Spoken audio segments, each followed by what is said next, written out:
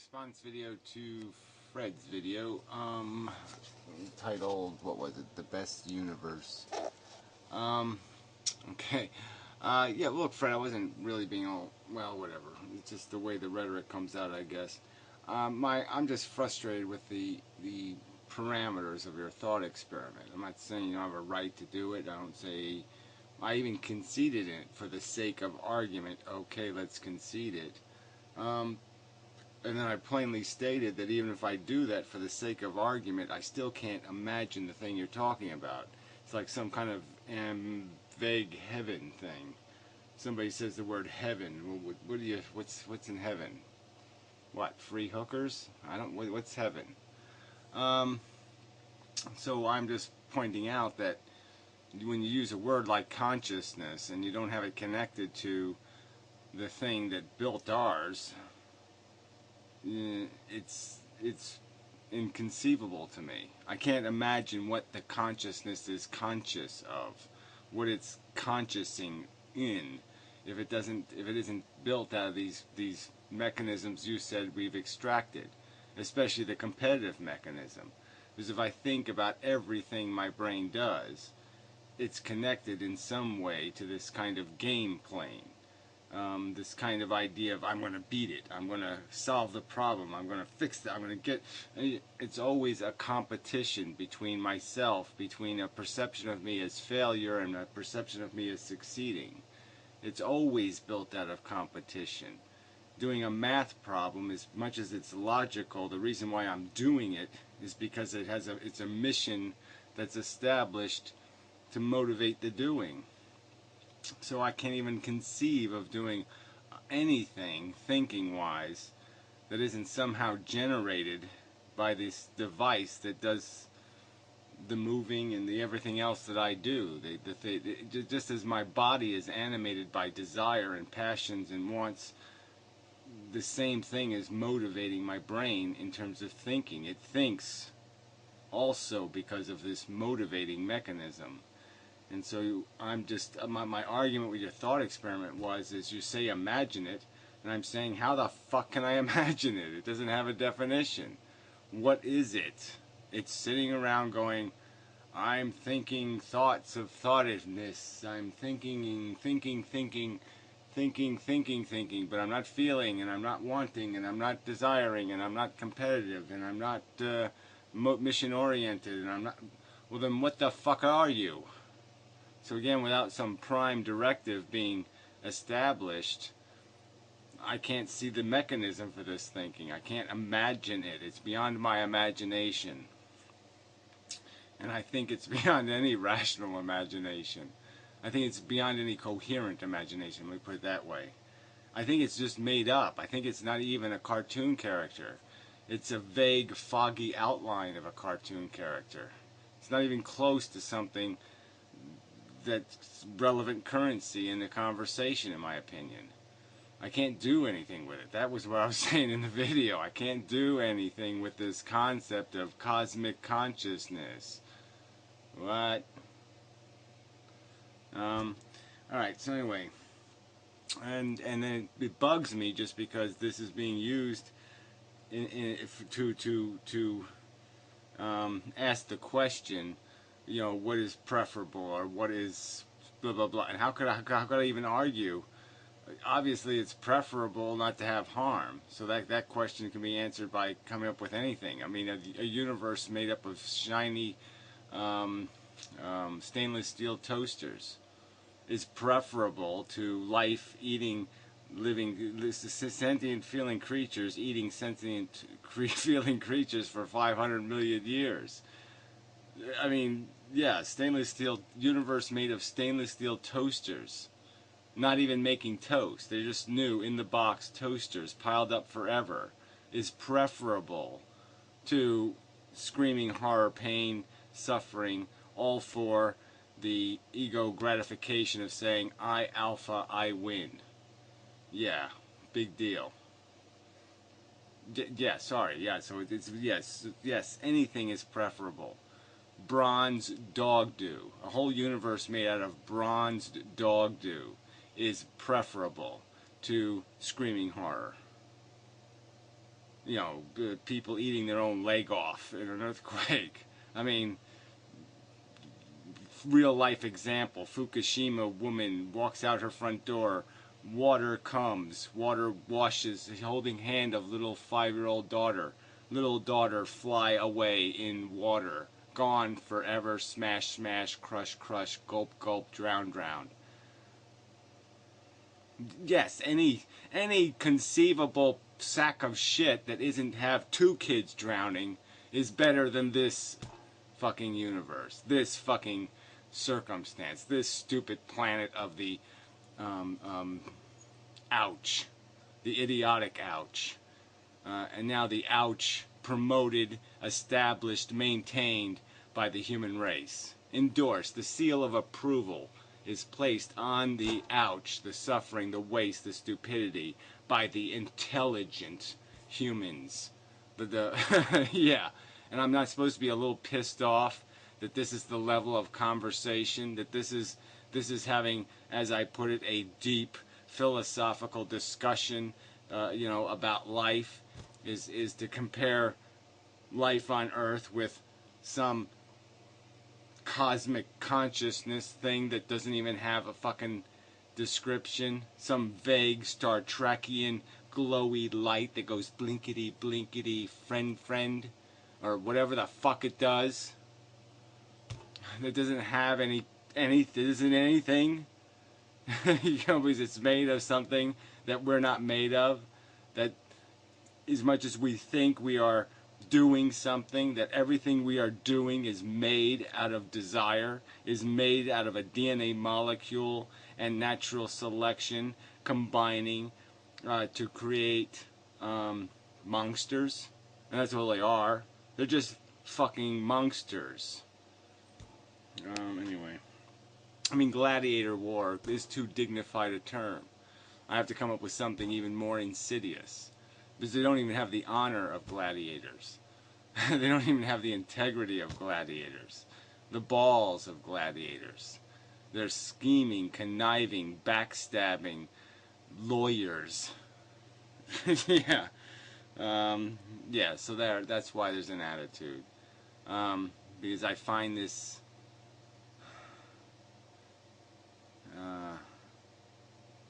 disappointing. Yeah, dismally, pitifully disappointing. 7 billion people on Earth, and this is the, this is it. This is what we call profound conversation. Sorry. Fail all over the fucking place, in my opinion. Because you don't want to say the words, well fine, you don't have to say the words. Alright, I'm just going to keep calling bullshit. Alright, because that's all it is, it's bullshit. It's clearly a stupid game. It's clearly tic-tac-toe created by a DNA molecule. The human race has decided to play it, decided now to endorse it, alright, to establish that somehow it means something. And the only way, but it's not as cool as consciousness without suffering. Whatever that is. I'm sorry, I just don't get it. I can't get it. There's nothing to get. Everything we have a passion for is a contrived passion. We're contrived to desire to eat other biological matter, to shove it in our gob, because we're stealing the energy. So we've been designed to enjoy stealing something else's energy, and we've been designed to want to get the egg carrying devices charms. We want her stuff.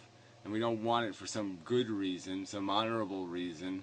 We want it because we've been infected with a desire.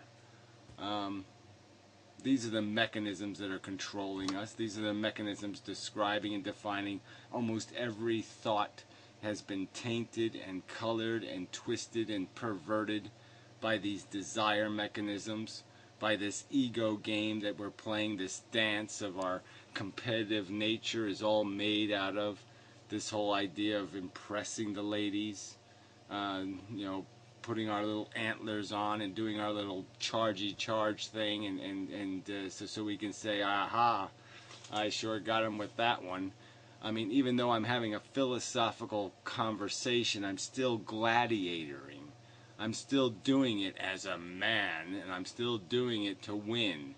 And not just because winning's the right thing to do when you're right, but because that's how I'm built. I'm built to be this petty. I'm constructed psychologically to want to succeed, to want to solve the problem, to want to smite and smash the adversary, the competing thing, whether it's a competing philosophy, but it's a competing philosophy uttered by a competing human being. And my psychology is playing with that. Even if I'm aware of it, it's still playing with me. It's still yanking me. Even though I know it's yanking me, it's still yanking me. Alright. So what else do I want to get to? How much time do I got left? A few minutes. I just don't want to make half-hour videos. So I was thinking that the better way to try to frame life and say, well, what is it? What's its value? Isn't to create something fake to compare it to, but take what is, and say how easy is it to pull weeds out of this garden? How much of life could how many things could you pull out of life, out of the picture of the way it functions, even, or even the history of it, and just pull those events, just pull them, just weed this garden of life. And so you could just say, yeah, we could do without the AIDS, right? The AIDS is just shit. It's a weed. It's crap. There's no silver lining. It's crap. Let's pull AIDS. And we can just start pulling polio and, pull all the really big neck cancer, mortality,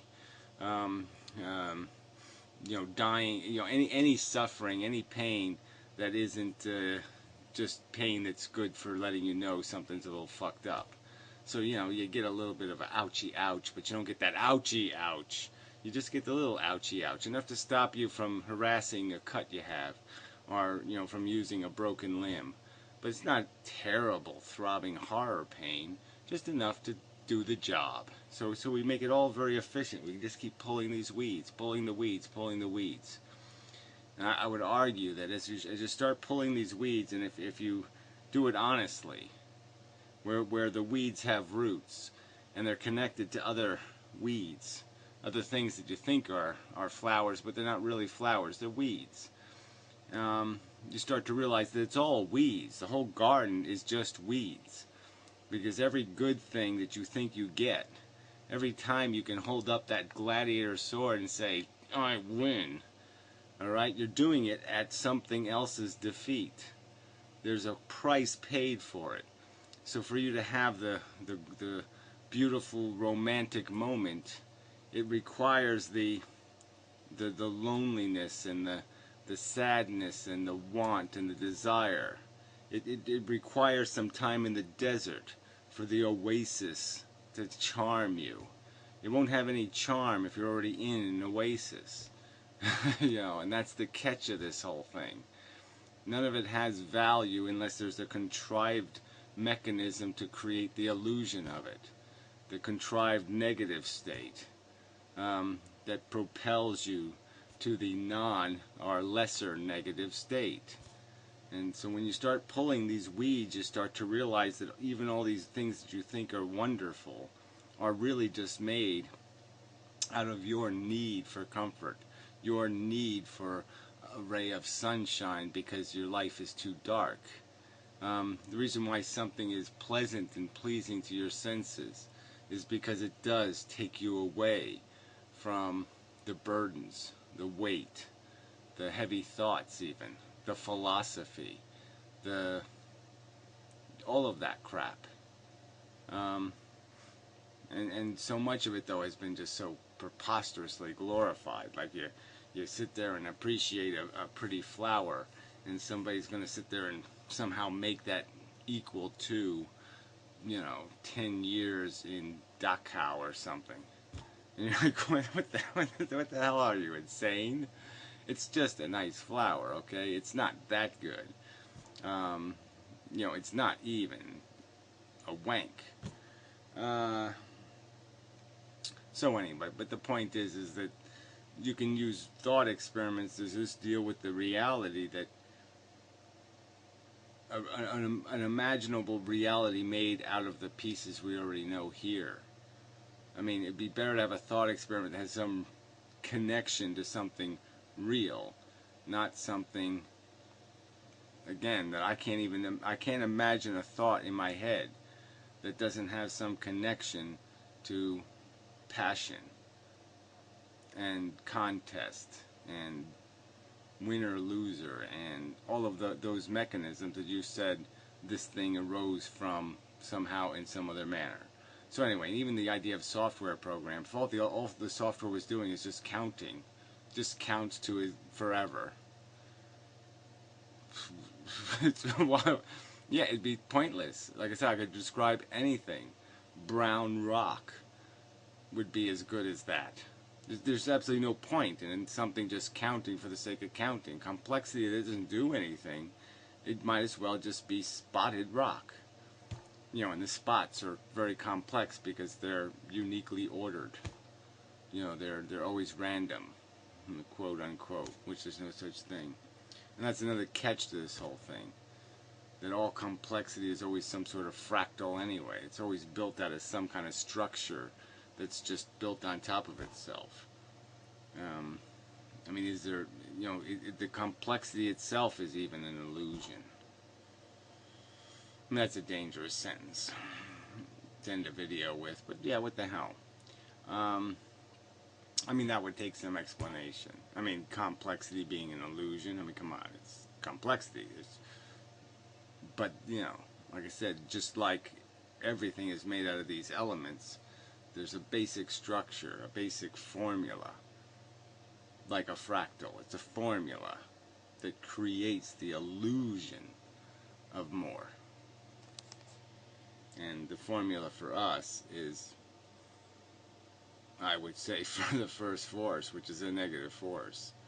And then everything becomes positive because of the art of the negative weight is created first, and everything else is an illusion of positive because it's a weeding of the negative. Yeah, good enough. So, till next time and such.